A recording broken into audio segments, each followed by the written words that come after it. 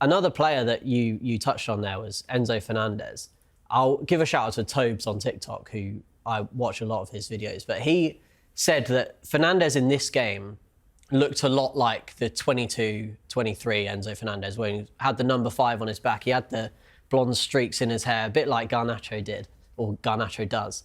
And it was very different Enzo Fernandez performance, I thought, this one, to what we've seen from him usually this season, where he's been making these kind of late Lampardian runs into the box and scoring pretty freely from inside the box, whether that be with his feet or with his head or whatever. He crashes into the box and he's almost been that box crashing type of midfielder. But this performance was very different because he was a bit deeper. He just controlled the game. That was what I thought was different about this Fernandez performance. So tell me what you made of it. Yeah, well. I thought he was really good because he's looked best really this season when he's been, like you said, in that more forward role, filling in where Cole Palmer would normally be.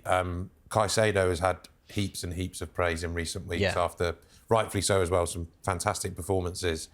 Wasn't quite at that level against Wolves, I didn't think. He was fine, but not, this incredible all-encompassing midfielder we've seen in the last couple of weeks. But he's one of the three. Fernandez is another one, João Pedro as well, that's still playing with a bit of discomfort week in, week out, which is to all of their credit. Yeah.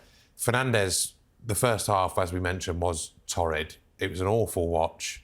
Everyone was a bit sleepy already because of the kick-off time, and that wasn't helping. But Fernandez was the one player that really looked like he'd make something happen, forced a couple of saves, nearly scored from a corner, that was cleared off the line.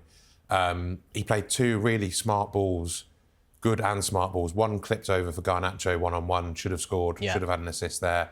And he sent one from deep, just ripped it straight away into Liam Delap, and he couldn't quite make the most of it. But it's it's that intelligence to know.